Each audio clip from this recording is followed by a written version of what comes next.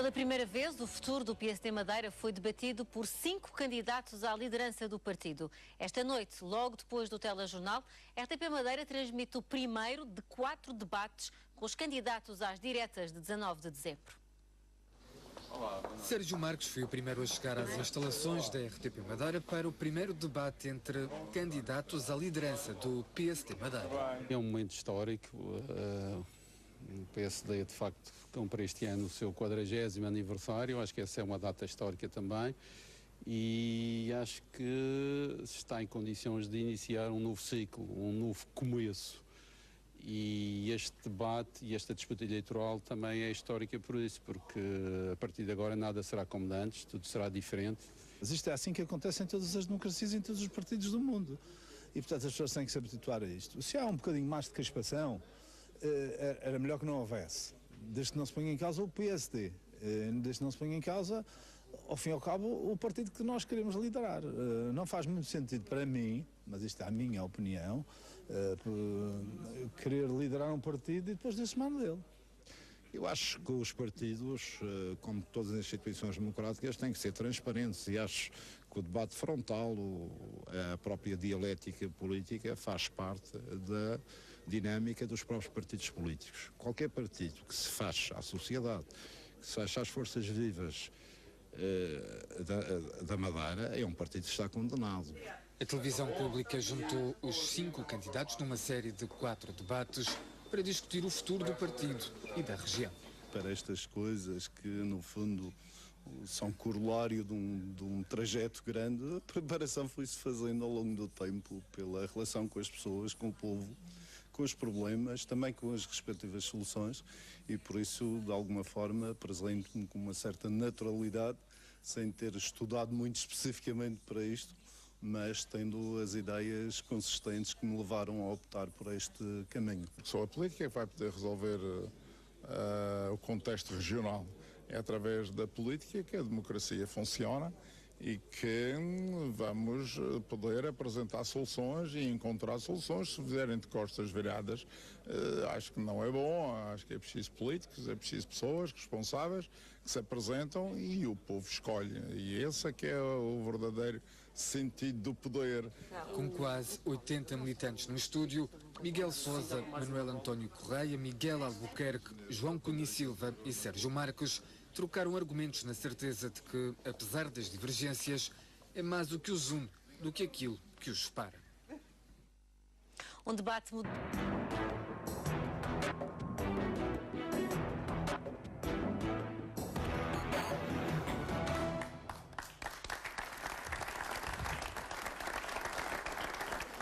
Muito boa noite, sejam bem-vindos. Juntamos hoje pela primeira vez os 5 candidatos à liderança do PSD. Desde já agradeço a vossa presença nos estúdios da RTP Madeira. Começo por apresentá-los. Sérgio Marques, Miguel Albuquerque, Miguel Sousa, João Cunha e Silva e Manuel António. A todos os candidatos solicitamos que nos indicassem alguns elementos militantes do partido que estão aqui, que fazem plateia e que agradeço. Sabem que não podem participar nem se manifestar ao longo deste debate. Elegemos para esta primeira conversa com os candidatos à liderança do PSD precisamente o relacionamento entre o Estado e a região, no fundo, a autonomia. Começo do Dr. Sérgio Marques, de acordo com o sorteio que fizemos previamente, e lanço-lhe precisamente a primeira questão. Isto numa altura em que se assiste por essa Europa fora, alguns movimentos de regiões que questionam, digamos assim, o seu posicionamento face aos Estados centrais. Pergunto-lhe se, no caso da Madeira, há essa necessidade da Madeira se questionar relativamente à República. Bom, antes de mais, permita-me que lhe dê as boas noites, que sou dos meus colegas e companheiros sociais-democratas, que também sou de esta audiência qualificada de companheiros do Partido Social Democrata, uma audiência qualificada que nos dá esperança no futuro deste partido. É com muito gosto que vejo todos estes companheiros aqui a acompanhar este debate. Sinto-me muito bem acompanhado e começo por responder à sua pergunta. Eu entendo que, Gil Rosa, que neste momento faz falta um novo relacionamento com a República. O nosso relacionamento com a República tem assentado ao longo destas décadas muito numa relação conflitual, numa relação confrontacional. deu mesmo origem à expressão contencioso das autonomias. Mas fala em relacionamento, sente a necessidade de haver só uma questão de postura ou de enquadramento legal desse relacionamento? Não, eu acho que o enquadramento legal está estabelecido. Acho que é importante que evoluamos em termos de autonomia fiscal. Acho que é o grande dossiê em que devemos nos bater por mais poderes autonómicos. Relativamente ao resto, há que consolidar tudo o adquirido em termos de autonomia, que foi muito ao longo destes anos. Esta relação confrontacional com a República foi uma relação positiva, trouxe-nos conquistas, evoluímos na nossa autonomia, mas entendo que neste momento este relacionamento está perfeitamente esgotado, está ultrapassado. A República faz orelhas mocas. Mas como é que se propõe então a alterar esse relacionamento? Bom, o relacionamento tem que assentar num novo modelo, numa nova lógica, e essa lógica tem que ser uma lógica diametralmente oposta à que foi tida até agora. Essa lógica tem que assentar numa relação de cooperação, de diálogo, aberto, franco, com a República, porque acho que é essa lógica que pode restaurar os laços de confiança entre os dois lados do Atlântico. Acho que neste momento há muita entropia na relação, acho que essa relação não está a funcionar de todo, é preciso e é fundamental restaurar essa relação, porque a República não pode ser mais vista como uma adversária, a República, pelo contrário, tem que ser vista como uma parceira. Portanto, é mais Por isso é que eu digo que o novo relacionamento, Júlio Rosa, tem que assentar numa parceria estratégica com a República. A República não é adversária, a República tem que ser parceira. Há muitos problemas que nós sentimos neste momento que precisam da ajuda da República. Estou-me a referir ao PAEF, à revisão do PAEF, estou-me a referir à evolução do Estatuto do Centro Internacional de Negócios da Madeira, estou-me a referir à Lei de Finanças Regionais e estou-me a referir às indispensáveis reformas estruturais que vamos ter que fazer na Madeira, ao nível da educação, ao nível da saúde, ao nível da administração pública, onde a República tem também já aqui uma experiência feita e que nos poderá ser muito matérias que vamos ter a oportunidade de falar ao longo precisamente desta conversa. Dou a palavra ao Dr. Miguel Albuquerque, precisamente colocando-lhe essa questão. Queria saudar também todos os companheiros. A relação entre a Madeira e a República é só uma questão de postura ou é necessário aprofundar-se até do ponto de vista legislativo? Eu queria saudar legislativo? todos os companheiros de partido aqui presentes. Eu acho que a relação com a República tem que ser instrumental relativamente àquilo que pretendemos para o povo da nossa região. Neste momento, nós precisamos, o Partido Social Democrata, de apresentar um novo horizonte de esperança para o nosso povo e a questão do relacionamento com a República é uma questão estratégica para a Madeira. Como qualquer projeto político para o futuro que o partido apresente, tem que ser estratégico.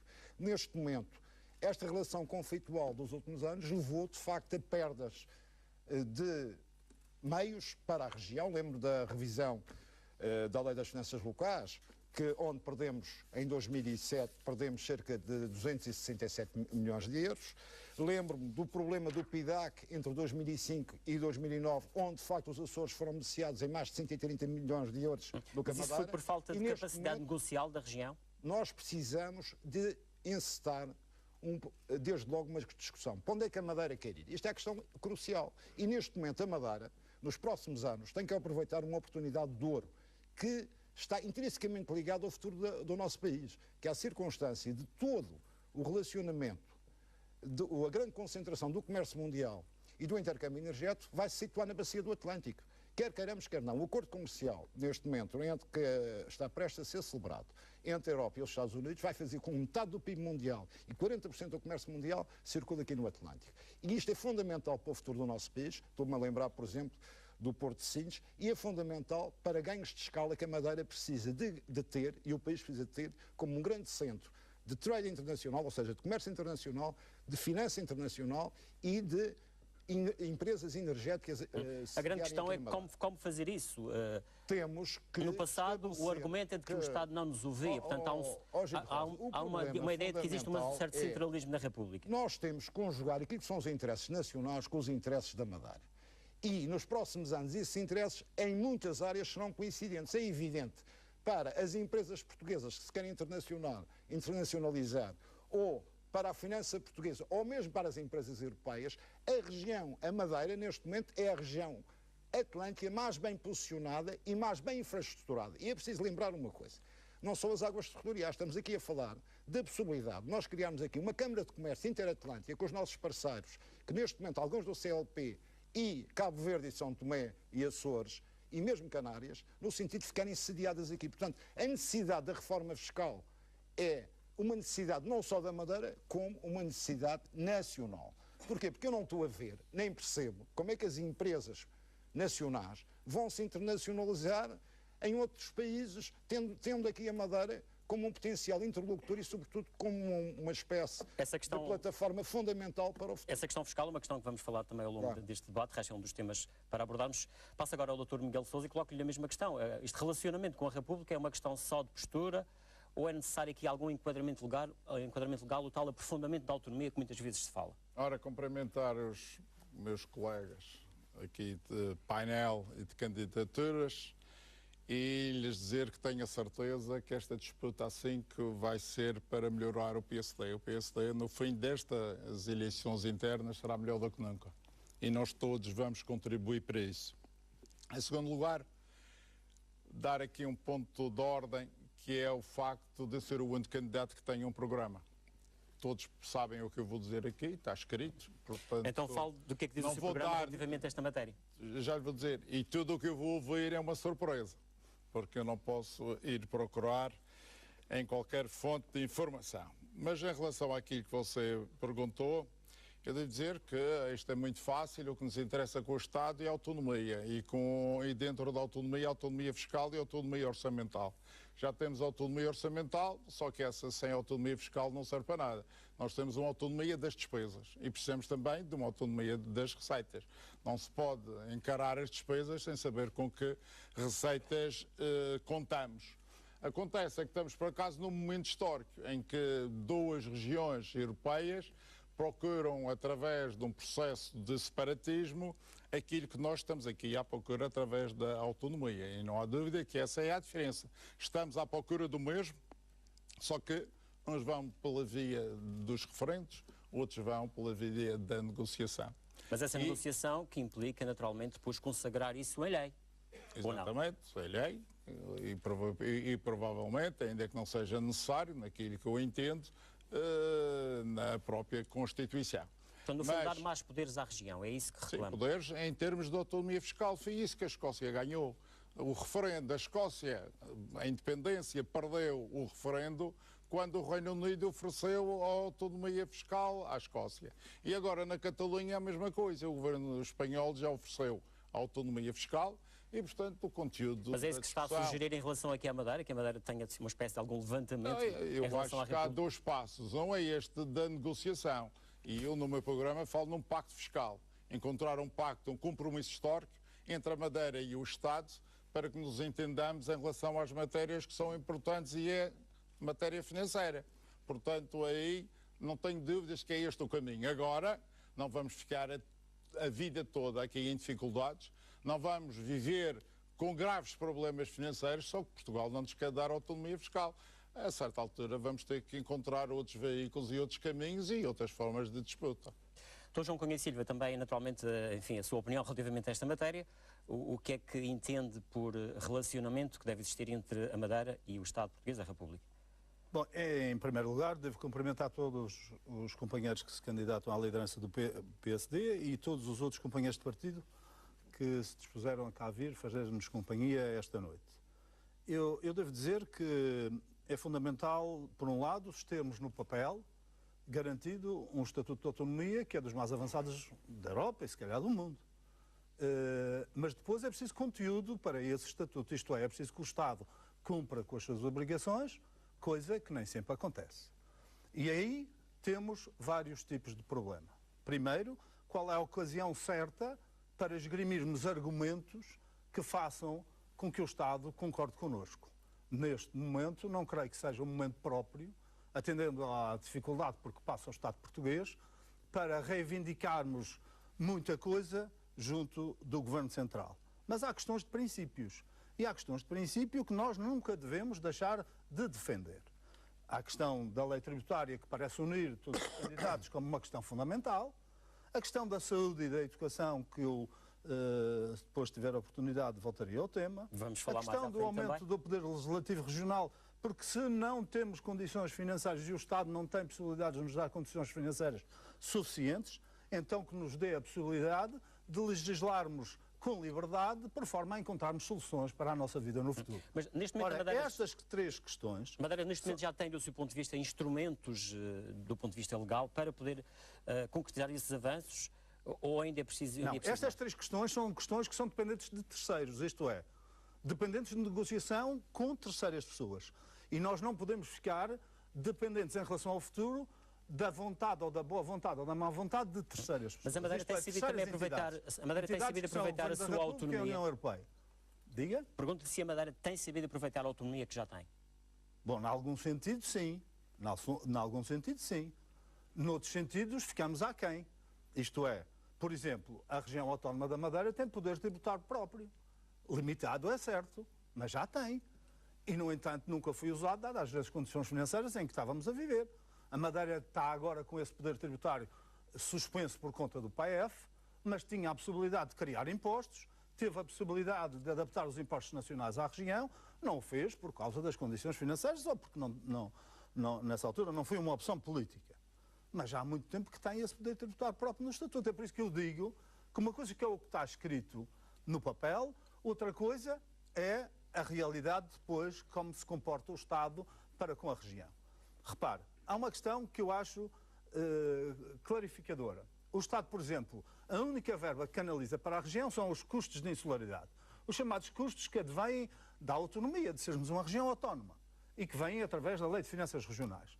Mas, por exemplo, o Estado nunca nos paga os chamados custos com a regionalização dos serviços. Nunca nos pagou.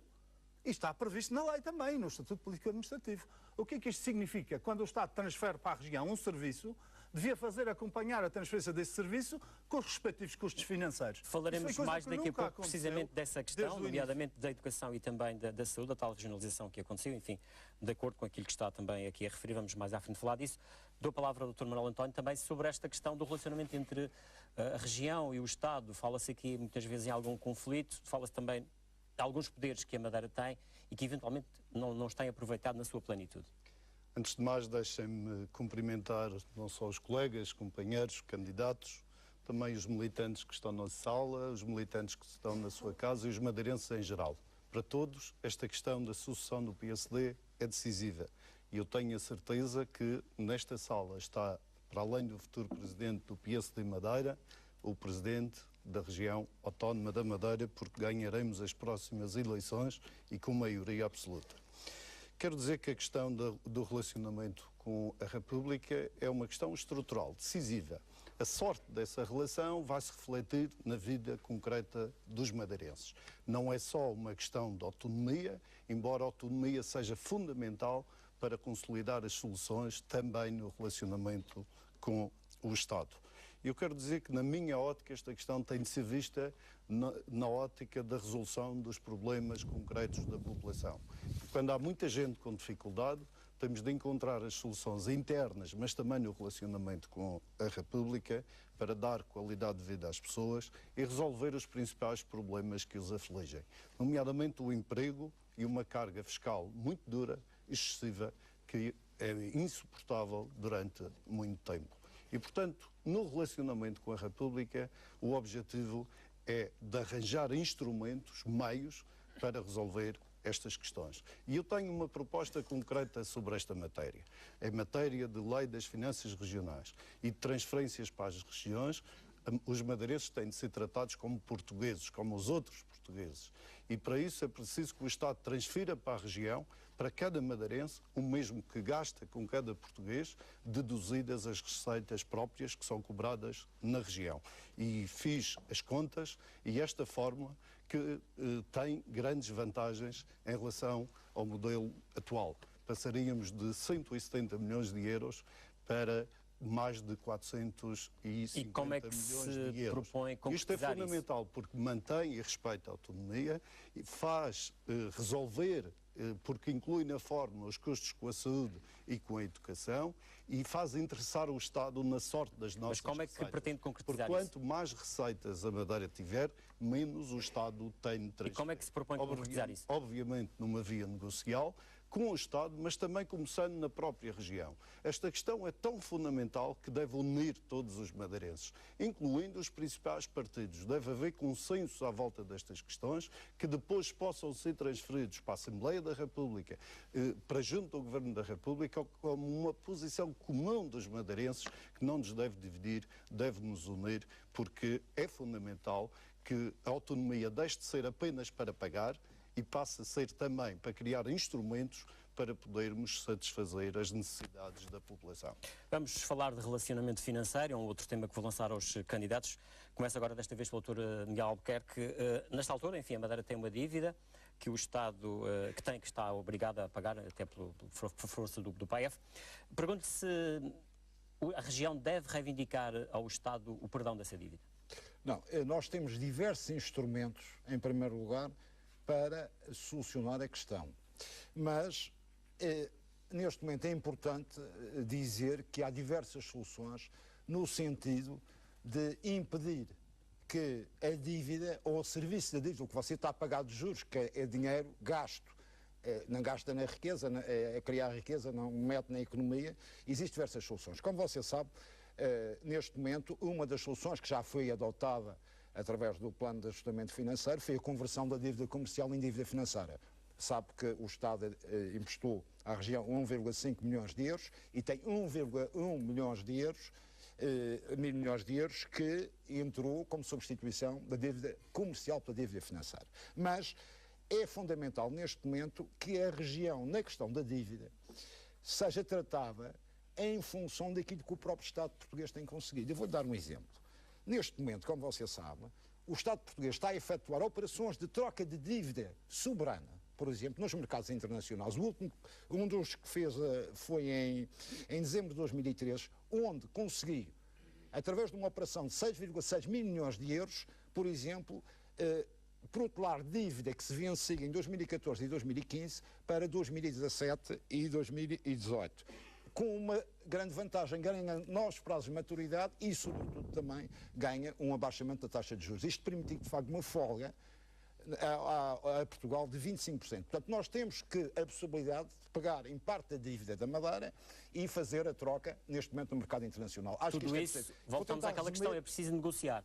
Temos que negociar, mas tem outra solução. Por exemplo, porque é que há a possibilidade também, e porque não, de emissão de dívida pública regional através de títulos, com o aval do Estado e com a garantia do Estado, distribuindo esses títulos no mercado, mesmo junto dos bancos credores, junto dos particulares e da nossa diáspora. Porque que os nossos credores, sendo credores neste momento, banca e Estado, podemos colocar dívida pública regional, títulos de dívida pública regional, por exemplo, no mercado. Outra solução, que eu acho que é importante, podemos também estudar a hipótese de incluir a própria dívida regional como a dívida soberana, através de produtos bancários, na própria operação de troca com o BCE, dando como colateral ou como garantia esses títulos e recebendo em contrapartida liquidez barata, como está a acontecer com a dívida soberana. Outra situação que temos que levar em linha de conta é a própria possibilidade de integrar parte da dívida, que não estamos a falar da dívida financeira, mas dívida, por exemplo, das 46 sociedades públicas regionais, estamos a falar, por exemplo, de sociedades de desenvolvimento dessas infraestruturas em fundos de investimento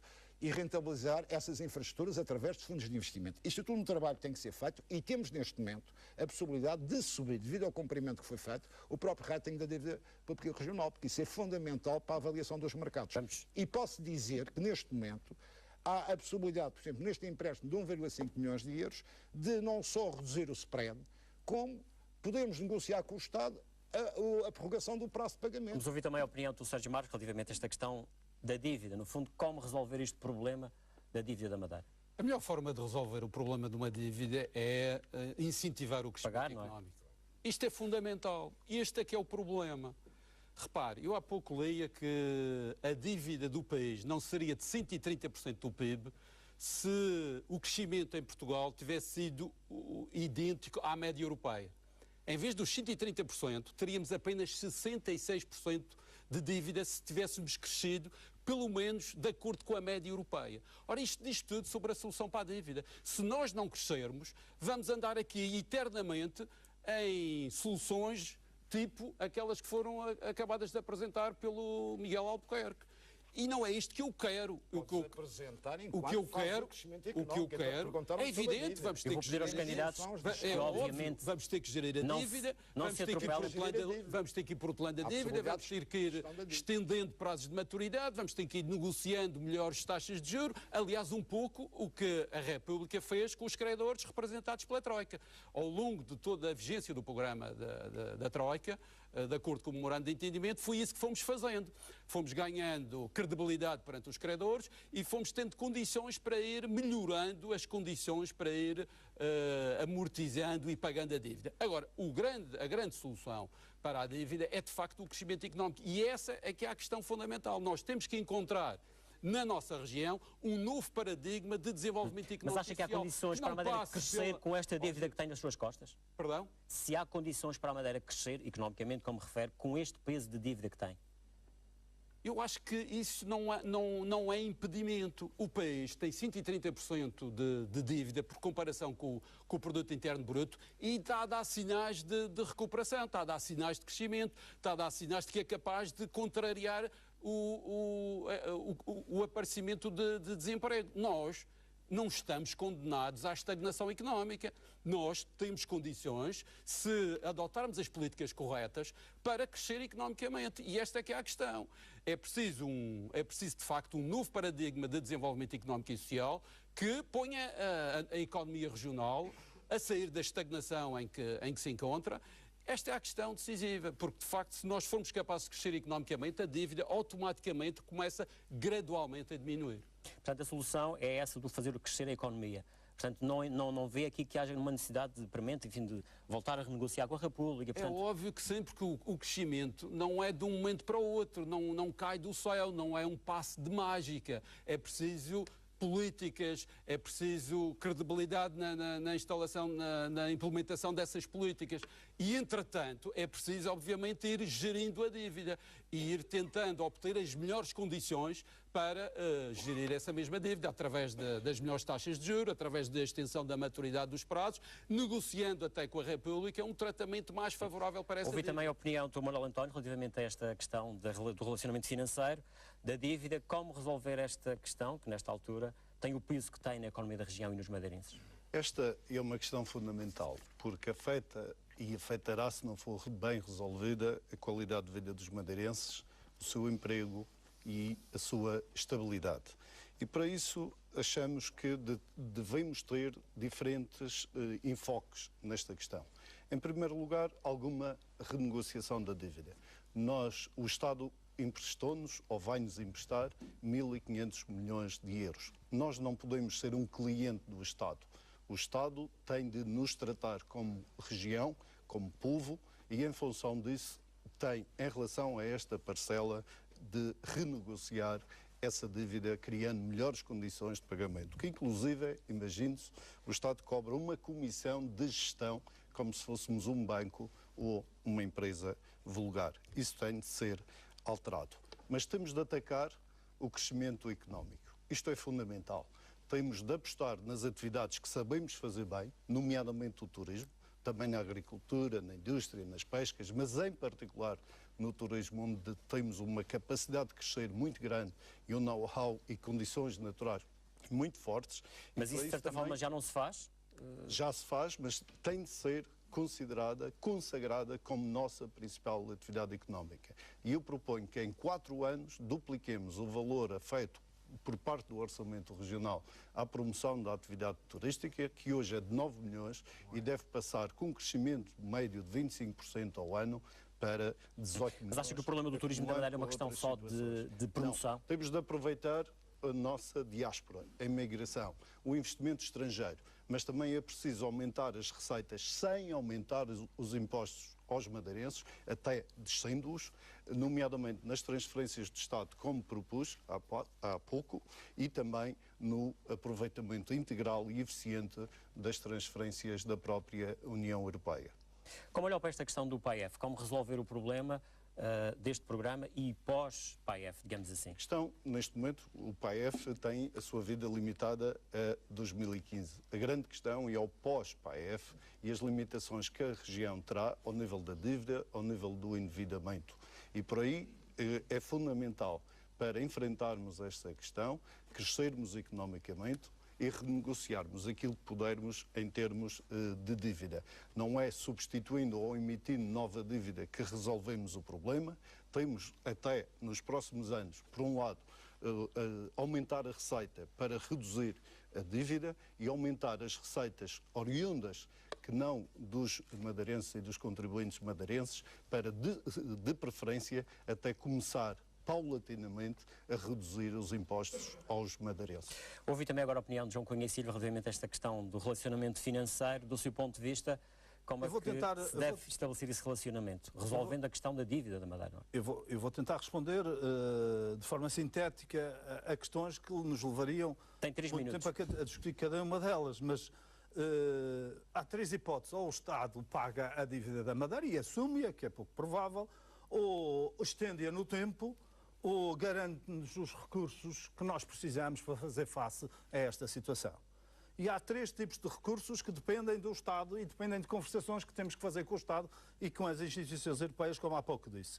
A lei tributária ou o poder fiscal próprio, a questão da educação e da saúde. Só com a questão da educação e da saúde e com o poder tributário próprio, a educação e a saúde leva-nos metade do orçamento regional. Se tivermos poder tributário próprio não limitado, como temos até agora no Estatuto, podemos ir muito mais além. E aumentar o poder legislativo para encontrar soluções de avulso que nos vão permitindo encontrar recursos. Mas há outras hipóteses para além destas que dependem de terceiras entidades e dependem da República ou da União Europeia. A reestruturação da dívida, naturalmente, como já se falou aqui. A reestruturação dos próprios serviços da administração pública. A questão dos fundos imobiliários para metermos o património regional e tantas infraestruturas que há aí, inclusive elevadas, miradores, que não se falou e que se pode falar, um regime fiscal de exceção, tipo cartão Gold, que pode ser majorado aqui na região autónoma da Madeira, a questão do Centro Internacional de Negócios, a concessão à SDM, que acaba em 2017, mas tem que se estabelecer uma estratégia já em 2015, o tratamento que temos de dar em relação ao quarto regime, que está para resolver até a final do ano, a eventual procura de uma solução dos sobrecustos para os transportes, para atrairmos mais empresas, designadamente as industriais, para o Centro Internacional, como fizemos com o sistema de incentivos ao funcionamento, e, inclusive, se conseguirmos garantir mais receitas, negociar de alguma forma todas estas questões que estou aqui a dizer, é possível, inclusive, diminuir o IRS à população, por forma a impulsionar a economia e conseguir com isso, tudo isso que um efeito multiplicador. Tudo isso que está a dizer quase que depende de terceiros, portanto não depende da região. Ainda não acabei. Há o turismo também. E o turismo é importante. Mas é importante junto com tudo isto. Agora, temos que perceber, e eu vou dar aqui um exemplo, não por o meu colega Manuel António estar aqui, mas porque é igual a verba que é destinada no orçamento da região à agricultura e ao turismo, para dizer que depois a repercussão em termos de PIB e de criação de riqueza, na agricultura é de 1,9, chega aos 2 talvez, e no turismo é de quase 30%. Temos que adequar a estrutura pública regional de hoje em dia ao que se vai produzindo, ao que as áreas específicas vão produzindo de riqueza. Resumindo e concluindo, há diversos patamares para encarar isto. Um primeiro patamar, negociar a dívida propriamente dita em diversos tempos, como aqui se foi dito. Outra forma é negociar com o Estado questões que não estão na nossa mão, que dependem deles, mas que nos podem dar uma ajuda muito grande. Que já falamos aqui, de certa forma, de negociação. E depois questões concretas têm a ver com o que a gente tem e com o que a gente vai encontrar no dia que qualquer um de nós se sentar na cadeira de Presidente do Governo. Vou colocar agora a mesma questão ao Dr. Miguel Sousa, relativamente a esta questão da dívida da região. Ora, isto não é uma questão de palavras, é uma questão de números e devíamos tratar as coisas com os números que a realidade impõe. É isso que as pessoas querem saber. Nós precisamos de um orçamento. Com propostas concretas, não é? Nós precisamos de um orçamento de 1.500 milhões por ano para pagar o nosso orçamento, para pagar os juros que a partir de 2016 vêm aí, que são 200 milhões de euros por ano, para fazer a manutenção e os pequenos investimentos que a Madeira pode ter. E só temos 800 milhões. Precisamos de 1.500 e temos 800 milhões, ou seja, faltam-nos 700 milhões, quase dobrar as receitas atuais. Ora, o que se percebe por aqui é que não vem nada disso. O Dr. Manuel António disse os madeirenses tratados como os outros portugueses, mas ele aceitou o PAEF, ele está num governo que aceitou o PAEF, que nos põe a ser muito maltratados e principalmente pior tratados Todos os que estão aqui aceitaram, não é? Fazem parte todos do mesmo partido. Os restantes portugueses. A fórmula que ele apresentou dá 200 milhões, foi ele que disse, de 170 para 400. Dá 230 milhões de receita adicional. Ora, nós precisamos 700 milhões. E isto paga-se com dinheiro. Isto não se paga com conversa. Então diga como é que paga. Diga como é que paga. Vocês viram o meu programa e vocês já sabem. Mas para quem não viu, as pessoas que nos estão a ver... E que já ouvi, eu proponho duplicar as receitas fiscais da Madeira. Proponho através de uma autonomia fiscal, que propõe a flexibilidade fiscal, a redução do IRC, a redução dos outros impostos e atrair empresas como os outros países e regiões europeus fazem. Malta tem 51 mil empresas. Se nós tivéssemos 10 mil empresas e já tivemos 6 mil empresas, perdemos com o Sócrates. Perdemos com o Sócrates de 6 mil para 1.640, mas se nós tivéssemos 10 mil empresas, 20% do que Malta tem, e nós podemos ser tão bons como Malta, nós recebíamos imediatamente 750 milhões de euros de impostos. Era exatamente o que nós precisávamos. Passávamos dos 800 para os 1.550 milhões de euros. Ora, é, portanto, uma questão de obter a capacidade legislativa para criarmos um pacto fiscal de flexibilidade fiscal competitiva, porque se os outros países e as outras regiões arranjam essas receitas, a Madeira também vai arranjar. Vou colocar uma outra questão, lançar um outro tema aos 5 candidatos do PSD. Começo aqui agora desta vez por Dr. Manuel António. Vamos falar de um estatuto fiscal próprio, uma coisa que se tem reivindicado aqui na região. Do seu ponto de vista, é necessário a Madeira ter esse estatuto fiscal? É, em absoluto. Esse é um instrumento fundamental para dotar a Madeira e os madeirenses e a nossa autonomia dos instrumentos que são fundamentais também para corresponder às necessidades e às responsabilidades que a região assumiu. Nós hoje cumprimos funções que são do Estado. A educação, a saúde, a generalidade dos sectores estão-nos entregues. O Estado não paga, porque não transfere as verbas equivalentes às responsabilidades que transferiu, nem deixa adquirir esses meios. E o Estatuto Fiscal, adaptado à nossa realidade, o Estatuto Fiscal da Madeira, seria o instrumento capaz de nos habilitar a ter soluções. O Dr. Miguel de Sousa apresenta as suas, eu apresento uma que tem a bondade daquelas que ele apresenta e não tem os riscos associados às mesmas. Vamos a ela. Porque eu não acredito que nenhuma empresa que possa vir para a Madeira com aquele modelo não possa vir também com um centro internacional de negócios devidamente ajustado, nomeadamente correspondendo e satisfazendo as negociações que estão em curso para o quarto regime, alterando os plafons, aumentando-os, melhorando o tratamento dos benefícios fiscais, alargando a novas áreas, nomeadamente na energia, e criando a capacidade de atração no Centro Internacional de Negócios que ele precisa. Mas quando se fala no Estatuto Fiscal próprio, que todos defendem... Ao beneficiar a República também com as nossas receitas, obrigará a República a negociar e a aprofundar o Estatuto do Centro Internacional de Negócios, que é fundamental para...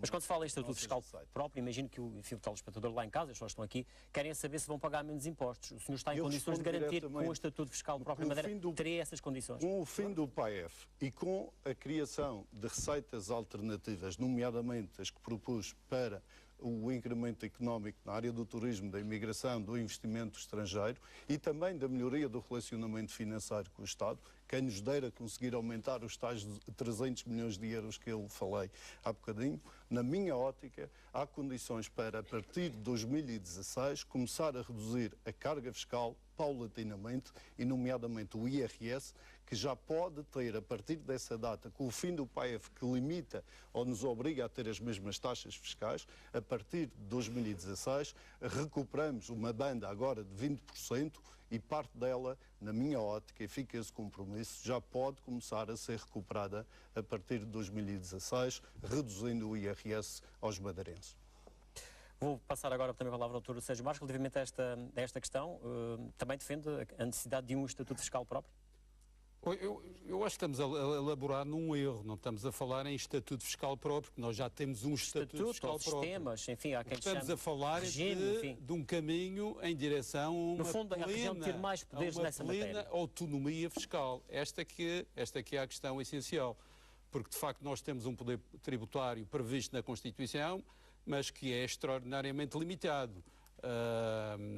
A Constituição diz que a Madeira exerce o seu poder tributário de acordo com a lei e, infelizmente, nunca houve até hoje um consenso ao nível da República, na tal relação entre a República e a região, para estabelecer esse sistema fiscal desenvolvido em decorrência do que está previsto na Constituição. Portanto, eu acho que é fundamental nós avançarmos, darmos passos largos no sentido de uma plena autonomia fiscal. Eu próprio, em 2010, em julho de 2010, escrevi um artigo em que propunha que olhássemos para as ilhas britânicas do Canal, que são ilhas que têm uma plena autonomia fiscal na sua relação com o Reino Unido e também com a União Europeia, e acho que estas ilhas podem nos servir de exemplo. Agora, as coisas não se conseguem de um dia para o outro. A plena autonomia fiscal, que de certa forma está implícita no programa do Miguel Sousa,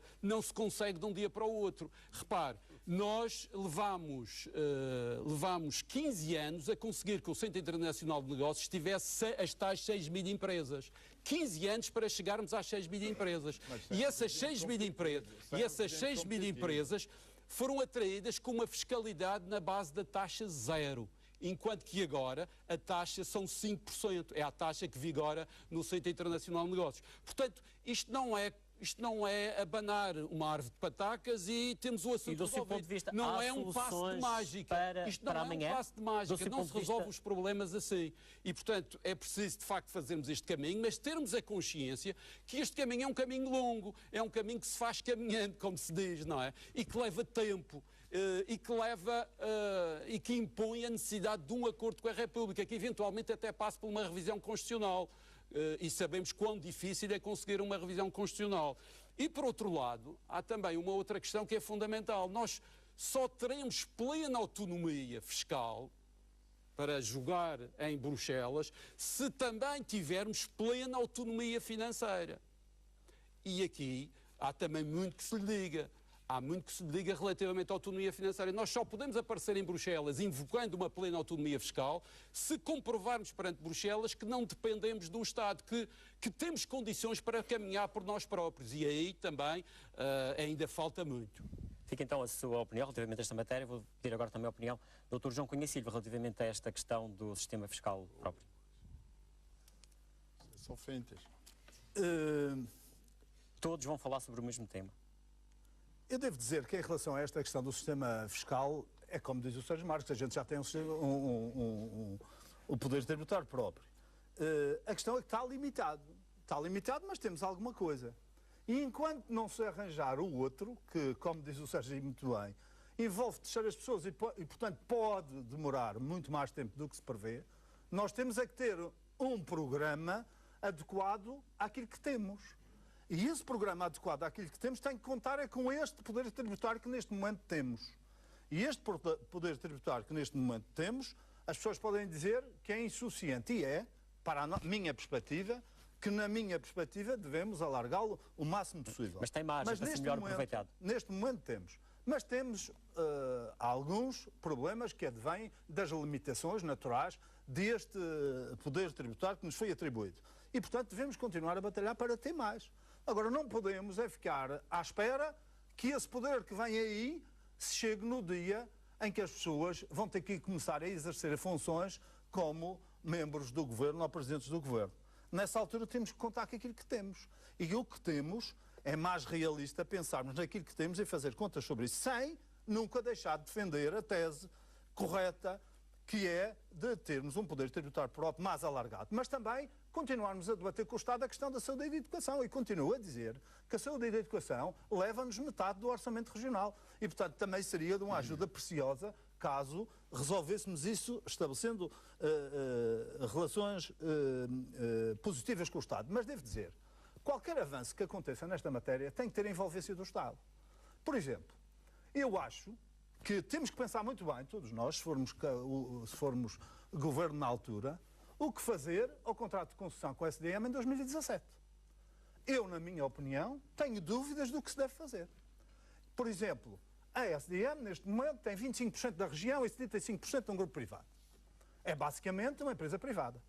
O que acontece, por exemplo, hoje, na distribuição de dividendos, a região, este ano, recebeu 900 mil euros, o grupo privado recebeu 2 milhões e 700 mil euros. A região deve aumentar o seu capital? Não, a questão é esta. A questão é esta. Vamos continuar com este contrato de concessão?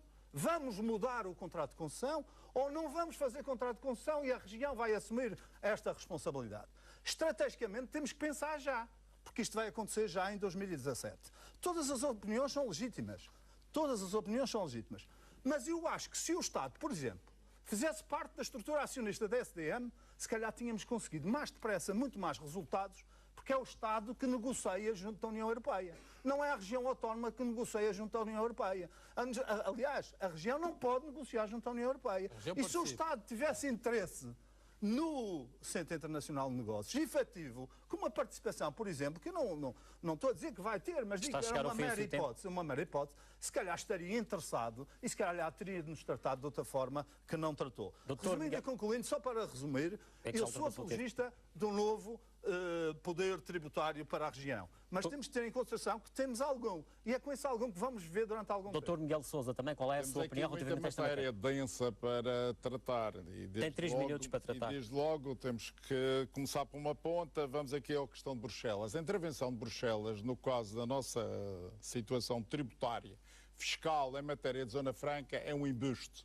Nós só vamos lá porque nos fazem, ou criaram, e nos obrigam a um regime de subsídios, de subvenções de Estado às empresas que é inaceitável. Nenhum outro centro internacional europeu tem este regime dos plafons, que é absolutamente incrível como se autoriza e se encaixa a nossa Zona Franca nisso.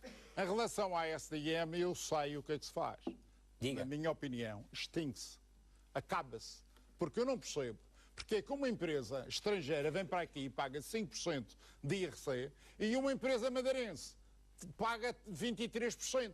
Extingue-se a SDM, mas mantém-se o Centro Internacional. Porquê é que há aqui 2 regimes? A SDM é uma empresa que apenas promove a Zona Franca. Eu não preciso da SDM para promover a Zona Franca. O Governo fazia isso?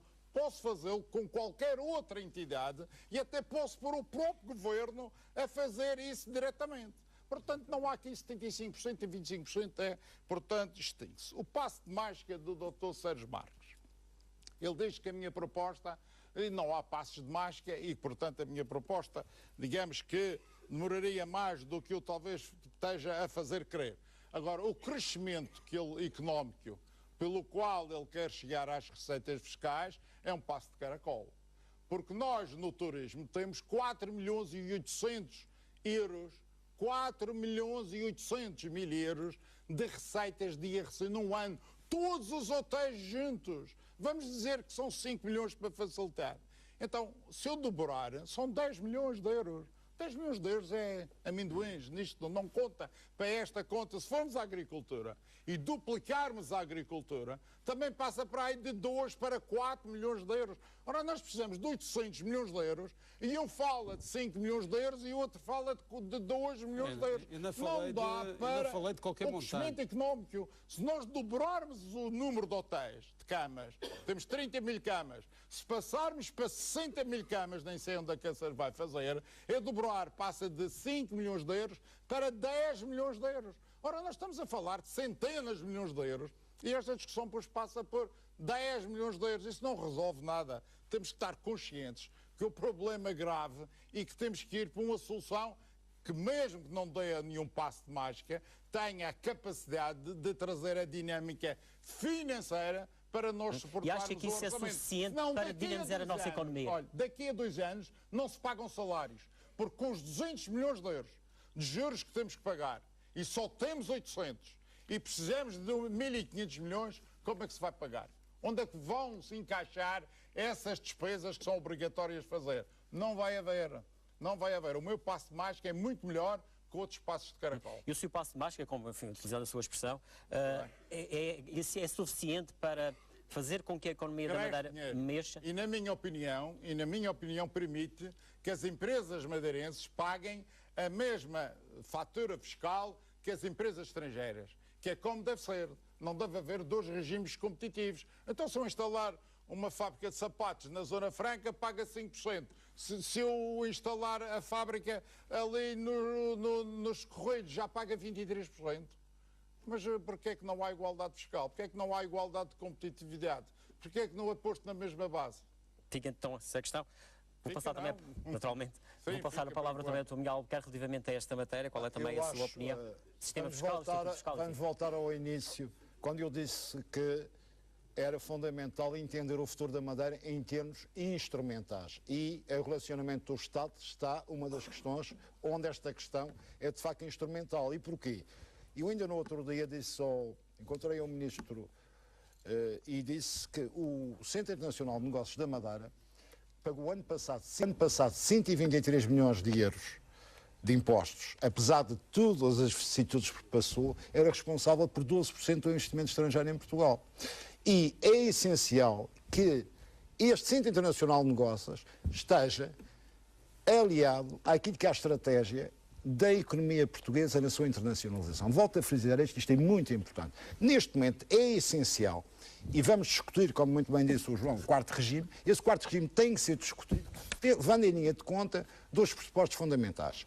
Primeiro, aquilo que é a necessidade essencial de aumentarmos a receita fiscal, e não há dúvida que o regime do Centro Internacional de Negócios e qualquer regime ligado a este tipo de atratividade é fundamental para aumentar a receita fiscal da Madeira sem pôr em causa o seu equilíbrio e a sua fragilidade ecológica. E, por outro lado, também é essencial para quê? Para o Estado português, para o país, atingir aquilo que é um dos desiderados fundamentais da política, que é a internacionalização, o aumento das exportações e a internacionalização das empresas e da finança portuguesa e europeia também, porque é preciso não esquecer que, e volto a frisar aqui a posição estratégica, nós temos que pensar a médio e a longo prazo quase a vocação da Madeira.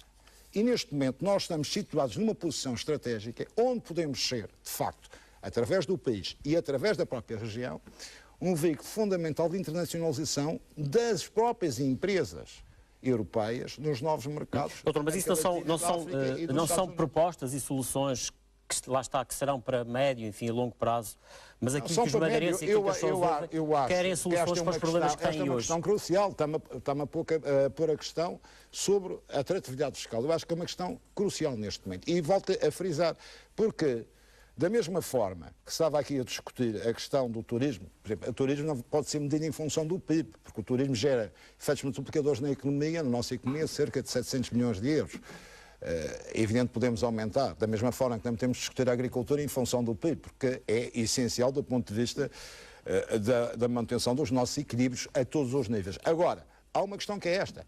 A questão, e que muito bem aqui o Miguel colocou, se é necessário termos receita para manter quer o serviço da dívida, e há alguns anos que o serviço da dívida não vai atingir 200, mas 400 milhões, por isso é que eu disse que era fundamental renegociá-la, é também importantíssimo para a manutenção do funcionamento da administração pública regional e para assegurar os serviços essenciais de saúde e de educação à nossa população. Precisamente saúde e educação é o próximo tema que vou lançar, enfim, para a conversa com os candidatos à liderança do PSD. Começo pelo João Cunha Silva neste tema, relativamente à regionalização, que já falamos aqui de saúde e também da educação.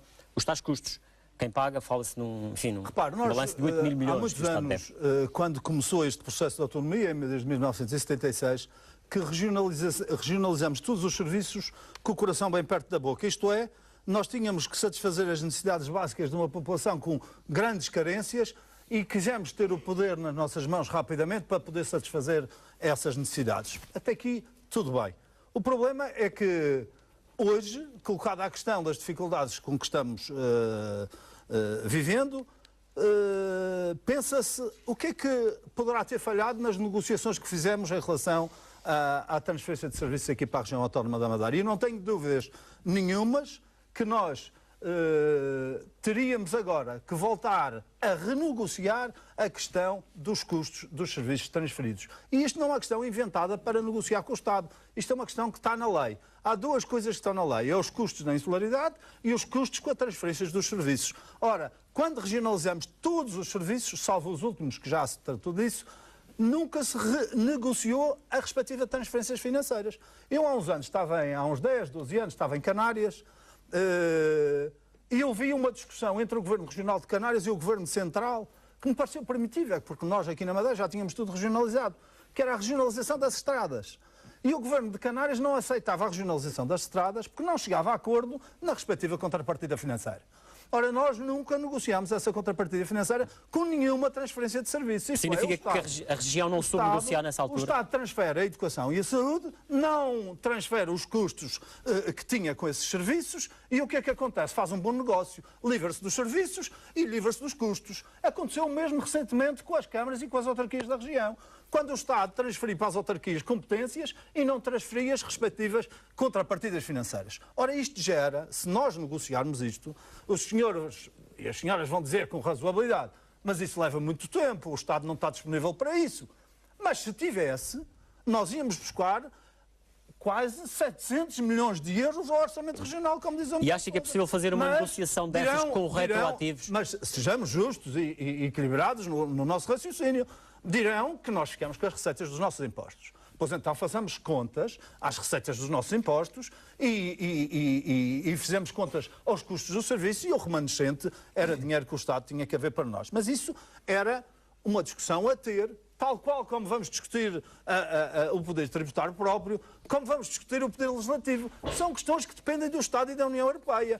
Por exemplo, esta questão que o Miguel falou há pouco, de estender o regime do Centro Internacional de Negócios à Madeira toda, é uma questão que tem problemas com a União Europeia, designadamente com os auxílios de Estado. E é preciso negociar. Que se não for Vou ter que dar a palavra ao outro candidato. Só a concluir, que se não for o que está previsto no Estatuto Político e Administrativo e o que está previsto para a Zona Franca, o resto tem problemas de auxílios de Estado, temos que Doutor Sérgio Marques, a sua opinião relativamente a estas matérias, saúde e educação, devem ser, a tal transferência deve ser, relativamente acompanhada de a esta matéria, eu estranho muito que só agora, ao fim de uma data de anos sobre a regionalização da saúde e da educação, tenhamos acordado para esta matéria. Agora foi quando eu estudei. Eu acho, de facto, isto bastante estranho, porque a saúde e a educação estão regionalizadas há quantos anos? Há muitos anos. Está regionalizado há muitos anos. E convivemos bem com essa regionalização e com o atual regime, até agora. Apenas agora, quando estamos com a corda ao pescoço, em termos financeiros, é que achamos que a República deve pagar estas responsabilidades. Isso eu não acho que deve. Eu tenho muitas dúvidas sobre isso, porque a autonomia, para mim, representa a responsabilidade. Imaginemos como seria se a Madeira fosse um território independente. Nós sujeitar-nos-íamos à humilhação de irmos pedir a quem? Para pagar as nossas contas de educação e de saúde.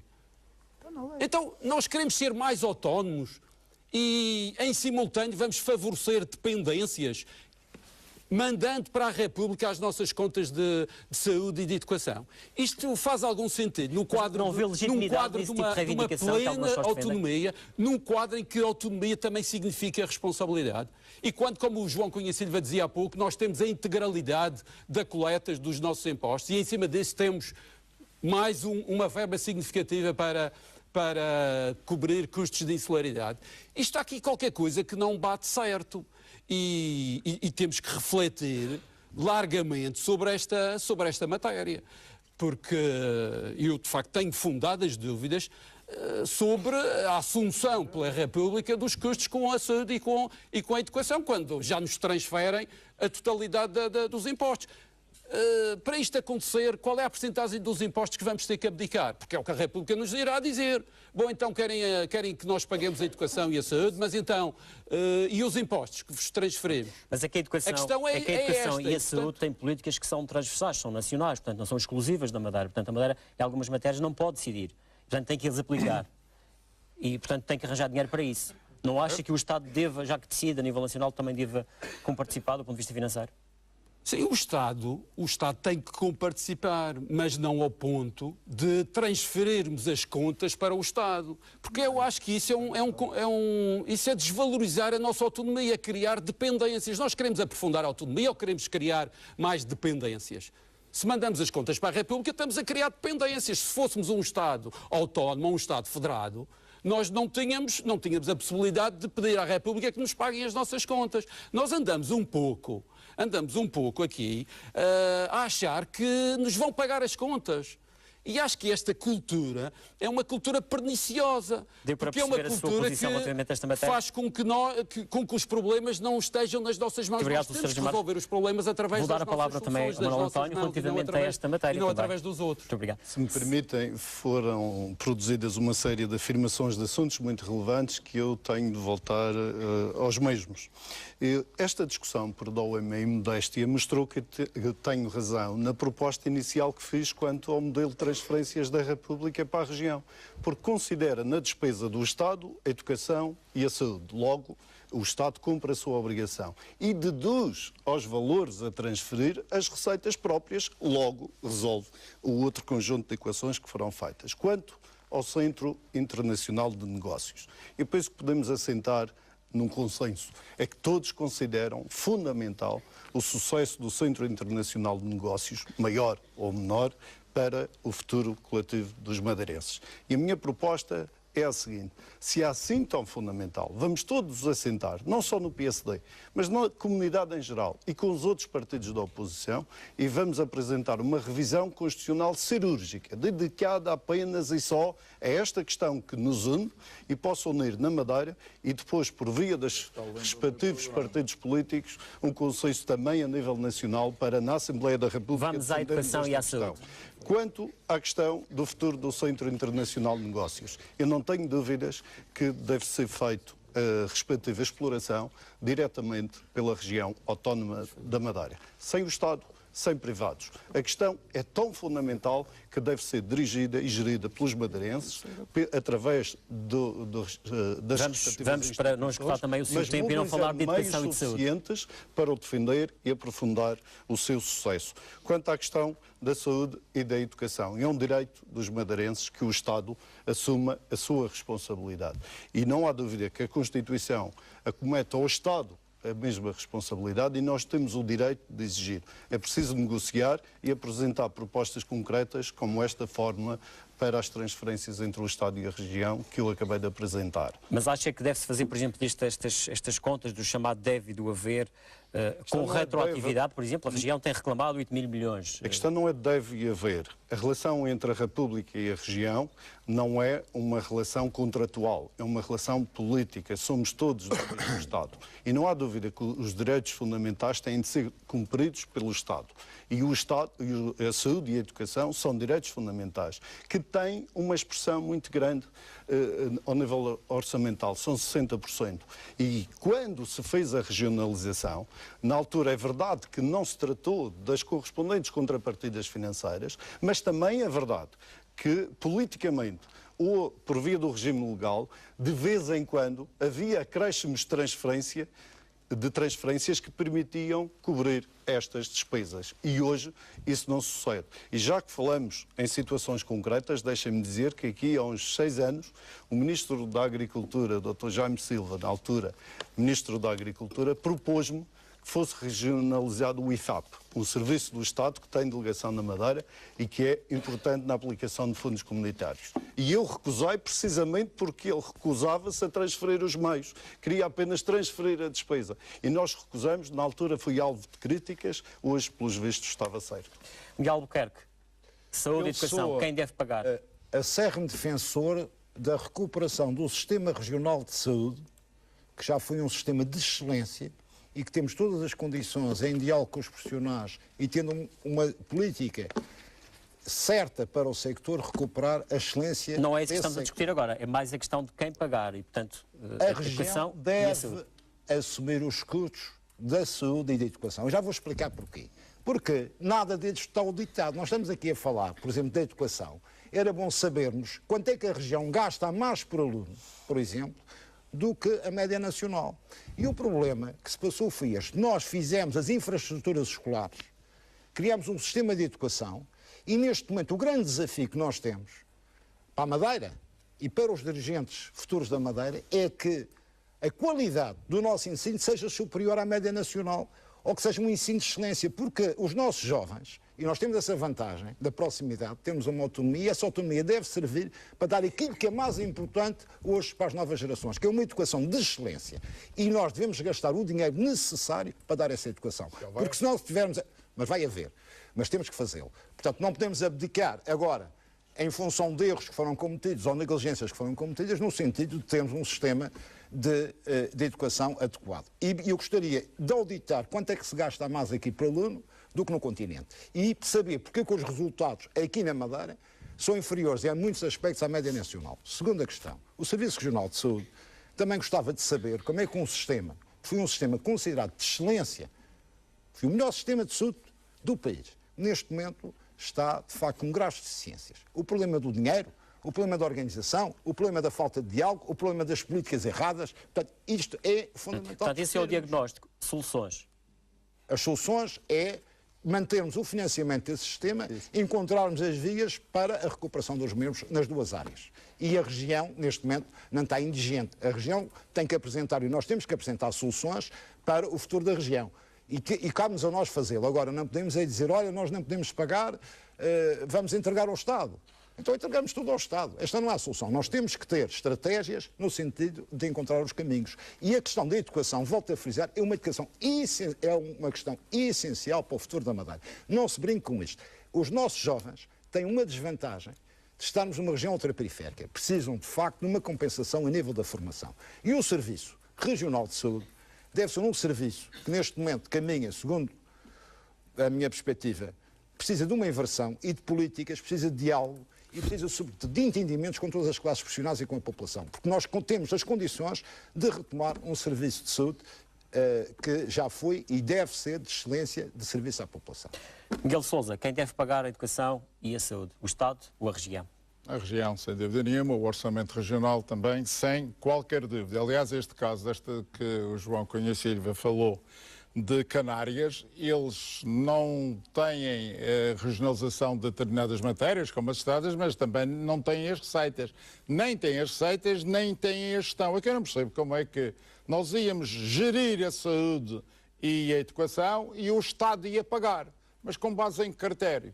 Então a nossa saúde ia ser melhor, igual, pior, mais bem gerida do que a do continente e depois eles é que pagavam. Em Espanha, quando não há autonomia, não há receita, nem há despesa. A autonomia não toca. Ora, se nós temos aquela opção de fazer políticas de cada um dos setores da vida económica e social da Madeira, é contribuindo, é pagando e assumindo as responsabilidades e pagando. Até porque nós fizemos a melhor das regionalizações. Nós primeiro regionalizamos as receitas todas. A Madeira, a primeira regionalização que teve foi transferências fiscais todas para a Madeira.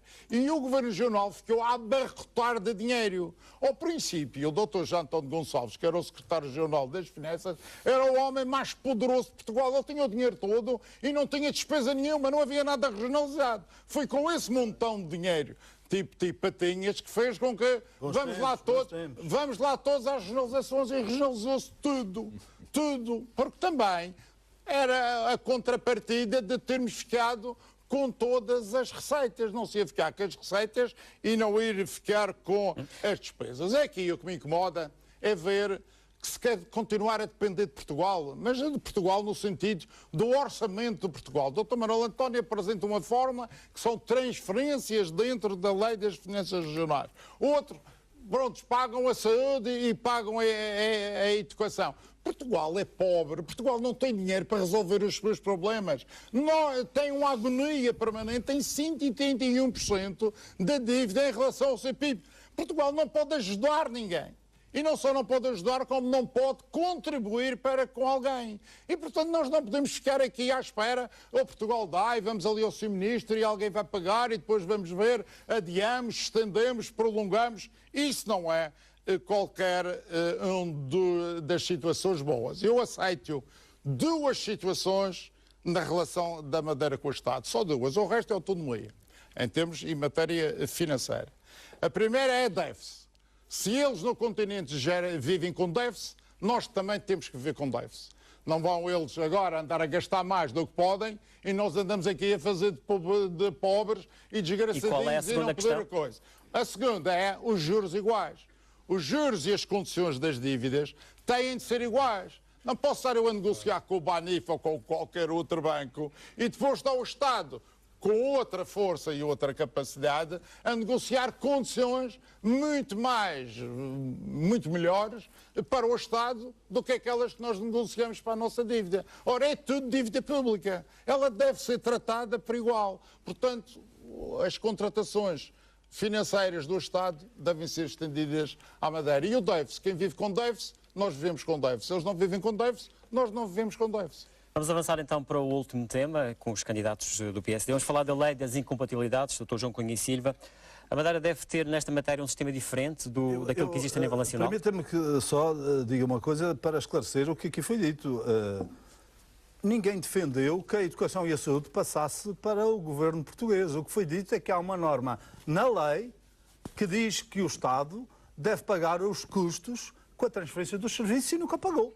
E eu só estou a constatar, de forma ideal, tal como o Dr. Miguel Sousa faz na defesa acérrima de um poder tributário próprio alargado, eu também digo que este argumento da educação e da saúde pode ser jogado para cima da mesa, mas que não vai ser conseguido logo no dia que formos eleitos, qualquer um de nós presidente do governo. Vamos à questão das incompatibilidades. Para isso, temos de ser realistas, e eu há pouco apresentei as medidas que podem ser tomadas no dia seguinte. Mas isso não significa que não defendamos questões como o poder tributário próprio, como esta da educação e da saúde, mas não para transferir a educação e a saúde para o continente. Lei das incompatibilidades. A lei das incompatibilidades.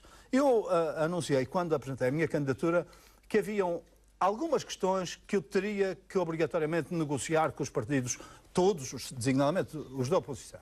Por exemplo? O prestígio do Parlamento, a lei de financiamento, a lei eleitoral. E esta, agora, que me fala da lei das incompatibilidades. Eu não tenho dúvidas nenhumas que essas são questões cruciais, não é do Estado, é da região, que requerem um entendimento alargado entre todos os partidos. Mas acha que a Madeira deve ter uma lei diferente da República ou igual? A lei terá, a Madeira terá a lei que for resultado do entendimento entre todos os partidos da região. Pode ser, eu não tenho que ter uma lei, se eu sou autónomo, não tenho que ter uma lei igual à que está no continente. Pode ser melhor, ou, isto é, mais aberta ou mais fechada do que a do continente. Eu não faço questão que seja igual. Tem que ser uma lei adequada aos tempos que correm. Uma lei adequada ao prestígio do Parlamento, que ao fim e ao cabo estamos a falar da lei das incompatibilidades dos deputados. Porque os membros do Governo já são incompatíveis, os membros da Câmara, os presidentes da Câmara também. O senhor defende que na Madeira... Estamos a falar de lei de incompatibilidades dos deputados, é isso que penso que se está a referir. Mas o senhor defende, por exemplo, que na Madeira os políticos devam acumular pensões com salários? Isso vai resultar desta negociação que se vai fazer com todos os partidos. Eu não acho que isso é um problema de consciência de cada um e eu não me vou pronunciar sobre isso, obviamente. O que eu acho em relação... Mais um ponto em relação a esta matéria, porque se calhar já não tenho oportunidade para dizer. Em relação às questões das subvenções vitalícias, eu não sei como é que se chama, o subsídio de reintegração, eu acho que os tempos que correm requerem alguma reflexão sobre isto. Mas há uma coisa que eu defendo. Os direitos adquiridos não devem ser lesados. As pessoas tinham determinadas perspectivas e acho que isso não deve ser lesado. Agora, fica então a sua admito que toda a discussão é possível por forma a adaptarmos estas coisas aos tempos que correm, às dificuldades que temos e apresentarmos em conjunto com os outros partidos uma Vamos lei também, que seja digna e que saber a opinião dos seus colegas de partido. Manuel António, também qual é a sua opinião relativamente a esta questão? Devo dizer que sou muito sensível a esta questão da transparência na vida pública e o meu paradigma é simples. Deve haver uma clara separação entre a política e o resto das atividades, em particular qualquer interesse económico ou outro de grupo. Só há um interesse relevante, que é o do povo, da população madeirense. E nesta matéria, ressalvo também, quanto à questão das incompatibilidades, que não acho que deva haver, em substância, uma diferença entre as incompatibilidades, nomeadamente dos deputados, porque aos governantes já se aplica, entre os deputados madeirenses e os do resto do país. No dia a dia não há nenhuma diferença. Aquilo que é proibido lá fora também deve ser proibido na Madeira. Quanto aos direitos associados a uma vida política, eu devo dizer que acho que não há profissão, nem pode haver a profissão de político. Há uma passagem na política, maior ou menor. Os direitos adquiridos, obviamente, que são para respeitar, mas para o futuro, tendencialmente, os políticos devem ter os mesmos direitos do que qualquer cidadão. Faço só um esclarecimento. Por via da idade e por via do ano em que entrei em funções públicas, já não sou abrangido por essas mordomias. Portanto, se ganhar as eleições no PSD, se for presidente do governo, vai propor que a Assembleia altere esta lei que vigora atualmente na região, a lei das incompatibilidades. Sim. Porque é contra, por exemplo, que haja uma subvenção vitalícia para quem tem 12 anos no cargo público? Insisto que estou a respeitar e temos de respeitar os direitos adquiridos. Em relação ao futuro, o regime deve ser idêntico àquele que existe no resto do país. E acha que esta é uma matéria que deve ser negociada com todos os partidos? Deve haver aqui um consenso o mais alargado possível? Ou, na eventualidade, por exemplo, ter uma maioria absoluta é suficiente para o PSD decidir? Obviamente que ouviremos, no âmbito daquilo que é o nosso paradigma, que em questões essenciais deve haver um acordo entre os partidos principais. Mas, obviamente, que se houver posições diferentes, esta será a minha. Se for presidente do governo, enfim, do PSD, mexe, por exemplo, no Estatuto Político-Administrativo? A questão do Estatuto Político-Administrativo é uma questão complicada, porque a partir do momento que há a iniciativa legislativa, perdemos o controle do processo. Porque quando a Assembleia da República introduz alterações, existe o direito de audição da Assembleia Legislativa da Madeira, mas já não existe o poder de controle do processo. E essa é também uma alteração que devia ser feita. E, portanto, tudo será feito em função desta circunstância que coloca em risco, ou pode colocar em risco, os objetivos da região. Vamos agora ouvir também a opinião de Miguel Albuquerque relativamente a esta matéria. Lei das incompatibilidades. Madeira deve ter uma lei igual à nacional? Eu acho que temos que olhar para a realidade em que vivemos. Neste momento vivemos uma sociedade empobrecida, uma sociedade onde as pessoas estão a atravessar graves dificuldades de desemprego, pobreza, e neste momento é fundamental acabar com um conjunto de mordomias que não tem nenhum sentido na vida pública regional. Por isso, sou favorável à abolição de um conjunto de privilégios que não são compatíveis nem com a sociedade em que se vive, nem muito menos com o estatuto que o político deve ter. Segundo lugar, acho também que é importante aprofundar um conjunto de incompatibilidades, designadamente a ligação entre os negócios e a política, a acumulação de reformas e vencimentos. Acho que os políticos devem dar o exemplo, devem optar por um quando estão em exercício de funções, e sou favorável ao alargamento de um conjunto de incompatibilidades, desde que não prejudique uma coisa, a possibilidade de não se criar dependentes da política, porque o problema muitas vezes é que é importante que as pessoas que estejam no exercício dos cargos públicos saibam ou tenham uma profissão fora da política para depois não ficarem uns gatos amestrados e subservientes porque não têm outra opção de vida e não possam falar livremente naquilo que entendem. Portanto, acho neste momento que é fundamental aprofundar as incompatibilidades, introduzir regras de transparência na vida pública, e acho que isso não tem nenhum problema, e acho que o PSD deve dar exemplo nesta matéria. E acha que essa é uma matéria prioritária para uma próxima legislatura? Eu acho que é uma matéria prioritária, não é para a próxima legislatura, para a vida pública hoje e para a vida política na região e no nosso país. Porque se os políticos não dão o exemplo, o que é que o cidadão vai pensar? Nós, neste momento, temos que fazer o possível e o impossível para prestigiar a democracia. A democracia é um regime muito frágil. O nosso regime autonómico, democrático, é muito frágil, porque é um regime que depende de uma coisa essencial, que é o consenso e o consentimento dos cidadãos. E, nesse sentido, as pessoas têm que acreditar neste regime político como o melhor regime para a gestão da sua vida pública, para a res pública. Doutor Sérgio Marques, também a sua opinião relativamente a esta questão das incompatibilidades? Gil Rosa, infelizmente a Madeira é um território de exceção a nível nacional relativamente às incompatibilidades, mas não apenas relativamente às incompatibilidades. Eu não entendo porque é que apenas na Madeira há um regime menos apertado de incompatibilidades. Tal como também não entendo que apenas na Madeira ainda estejam em formação direitos a subvenções vitalícias e a subsídios de reintegração. Porque a República revogou o sistema em 95, já lá vão quase 10 anos. Os Açores, na mesma altura, revogaram o regime das subvenções vitalícias e dos subsídios de reintegração. Tal como também não entendo que apenas na Madeira haja a possibilidade de acumular pensões com salários. Nós somos uma terra de privilégios e isto não faz qualquer sentido. O Estatuto Político Administrativo não pode servir para justificar estes privilégios e este Estatuto de Exceção. Para mim, o Estatuto Político Administrativo serve para defender as populações, não serve para nos defender a nós, políticos. Não serve para defender a classe política. Portanto, esta questão, para mim, é muito clara. Há que acabar com este regime de privilégio que em 3 vertentes existe na Madeira. Porque se não acabamos, é a própria autonomia que fica desacreditada. E depois somos nós que andamos a clamar por mais autonomia, sempre por mais autonomia, por aprofundamento da autonomia, e somos nós próprios que andamos a dar machadadas nessa própria autonomia, porque a autonomia fica desacreditada aos olhos da opinião pública, aos olhos dos madeirenses e dos porto-santenses. Esta é a questão essencial. E, portanto, isto tem que acabar urgentemente, porque senão é a própria autonomia que está em risco. E a autonomia foi um bem demasiado precioso, custou demasiado a conquistar, é uma aspiração que foi histórica dos nossos antepassados e nós não podemos desacreditá-la assim por tão pouco. E ainda por cima, para privilégios que não têm de todo, nesta conjuntura, qualquer justificação. Mas, no fundo, é uma questão de moralização da classe política na Madeira. Perdão? De moralização da classe política na Madeira. É óbvio. Eu ando a dizer que é preciso uma liderança pelo exemplo.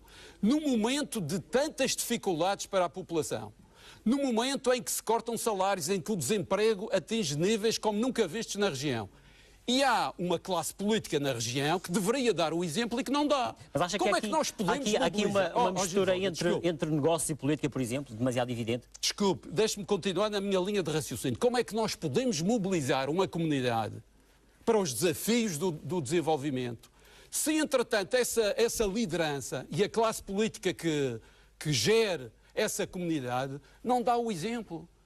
Há aqui uma disfunção gravíssima que impede qualquer perspectiva de desenvolvimento. E, portanto, esta questão é uma questão de regime autonómico que deve ser tratada urgentemente. E eu não entendo de todo porque é que o Partido Social Democrata ainda não resolveu de uma vez esta questão. Fica também a sua opinião, Dr. Miguel de Sousa, também relativamente a esta matéria. O Democrata resolveu, Lei das incompatibilidades. Porque nós já andamos aqui nisto há dezenas de anos. Penso que o Manuel António é o mais recente, mas também já está há algum tempo e, portanto, aqui não há virgens.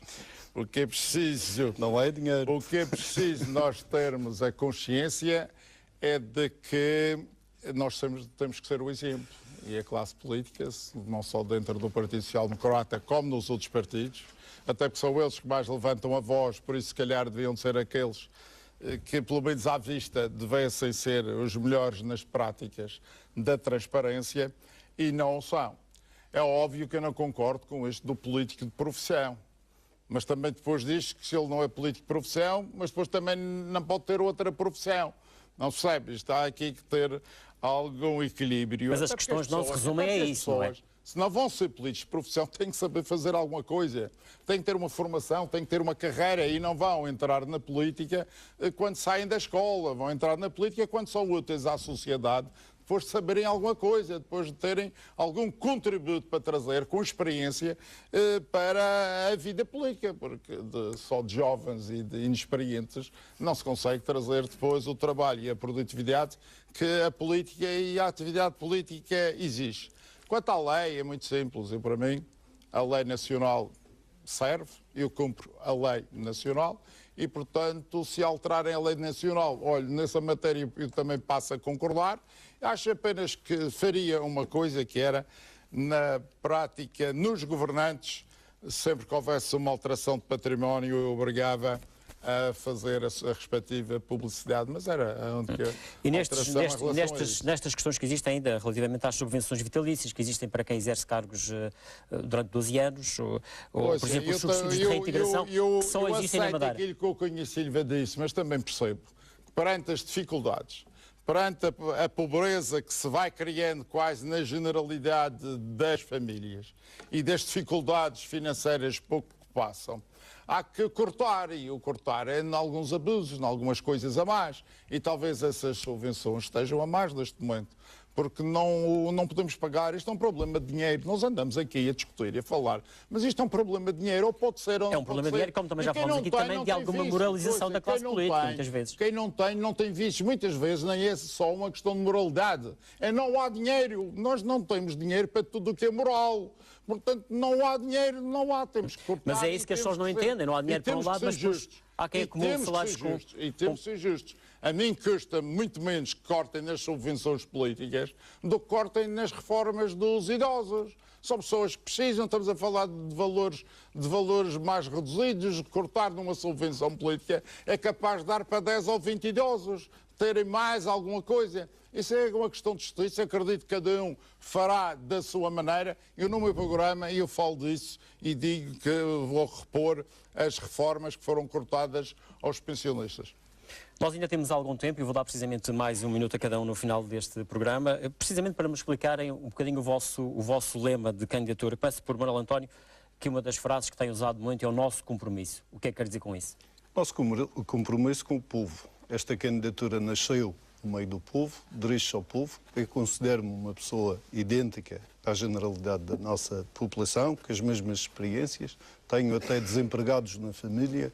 Tenho uma sobrinha que recentemente emigrou para ter ocupação como enfermeira e, em função disto, sinto que conheço os problemas da população e que tenho condições para lutar pelas soluções e para criar ânimo e esperança à nossa população, que bem merece e bem precisa. É esse o seu compromisso? É este. Também a mesma questão, coloco ao Miguel Albuquerque. Renovação é o seu lema, que quer dizer o quê? Eu acho que o PSD enfrenta agora encerrado um ciclo político e, sendo o PSD um partido liderante na nossa sociedade, precisa de se renovar para enfrentar esse novo ciclo político. Nós temos quadros no partido, temos que mudar e renovar esses quadros, temos que renovar e mudar um conjunto de políticas e temos que renovar e também mudar um conjunto de atitudes perante a nossa sociedade, perante as novas gerações. Portanto, o Partido Social Democrata sempre foi um partido tradicionalmente irreverente, um partido intrinsecamente popular e um partido que soube ser um partido de vanguarda ao longo de toda a sua existência. E neste momento penso que é essencial introduzirmos no nosso partido essa renovação. Essa renovação não significa excluir pessoas, significa, de facto, injetar no partido sangue novo, novas ideias, como estamos agora aqui a discutir, e, sobretudo, termos a noção de que temos grandes possibilidades não só de conduzirmos a região para novos grandes objetivos no seu desenvolvimento, mas, sobretudo, continuarmos a ganhar e, sobretudo, a obter maior confiança do nosso povo relativamente àquilo que são os destinos governativos da Madeira e do Porto Santo. João Cunha Silva apresenta-se com o lema um projeto, uma equipa, um líder. Não. Não é bem isto? Esse é um dos lemas, mas há outro que é vencer e unir. Foi isto que eu li. E serve a oportunidade para, junto dos candidatos, meus colegas de partido, dizer-lhes que estou disponível, caso perca, para colaborar com o vencedor e espero que todos eles estejam disponíveis para trabalhar comigo, caso seja eu o vencedor, como eu espero que venha a acontecer. Mas há mais um slogan, são as pessoas que contam. Porque este novo ciclo tem que ser virado para as pessoas, sobretudo para as pessoas mais carenciadas e mais necessitadas, e é preciso que este partido volte a ser o partido solidário e voluntário que sempre foi, o porta-voz dos anseios e ambições dos madeirenses, e fale claro do problema das pessoas, da vida das pessoas, fale claro de forma que elas entendam e que se revejam no nosso projeto. Vou pedir também. E na nossa política. Muito obrigado. Sérgio Marcos, um pacto de confiança é o seu lema. Exatamente. É esse mesmo o lema, Generosa. Um pacto de confiança para recuperar a confiança dos madeirenses e dos porto-santenses. Eu acho que há uma crise grave no nosso regime autonómico e democrático, não é exclusivo da região, ele sente-se um pouco por todo o lado. Há uma crescente desconfiança das pessoas no sistema político, na própria ideia de democracia e na própria ideia de autonomia, e acho que é fundamental recuperar essa confiança, porque senão não há possibilidades de caminharmos todos mobilizados em torno de objetivos comuns. Acho que este pacto é crucial, é decisivo, ele tem que assentar numa nova forma de fazer política, numa reforma profunda do sistema político, numa tal nova relação com a República, num novo paradigma de desenvolvimento económico e social. Todos estes são grandes objetivos, sem os quais muito dificilmente recuperaremos a confiança. Miguel Sousa, juntos conseguimos, juntos salve seja, é o seu lema. Mas acredito que é verdade. Mas acredito que é verdade. Olha, nós estamos na situação de, pela primeira vez na história, uma geração viver pior do que a anterior. O desemprego da Madeira é o mais alto em Portugal. As empresas reduziram os salários. A função pública perderam mais do que os outros portugueses que também trabalham na função pública. Os reformados tiveram as suas reformas cortadas. Nós pagamos mais impostos em Portugal do que os outros. Muito mais que os açorianos, também mais do que os continentais. Os transportes são do mais caro que há por aí. E o custo de vida é o mais caro em Portugal. Ora, nós temos que inverter isto, porque nós estamos mal a receber e estamos muito mal a pagar. E, portanto, juntos, talvez possamos fazer para que esta Madeira se torne outra vez atrativa. E agradeço naturalmente a todos, um agradecimento também, em especial aqui à plateia, aos militantes do PSD que fizeram questão de acompanhar este debate em direto. Por hoje é o ponto final neste debate. Voltamos a estas diretas do PSD dentro de um mês com mais outro debate, com outro tema. É tudo. Boa noite. Fique bem.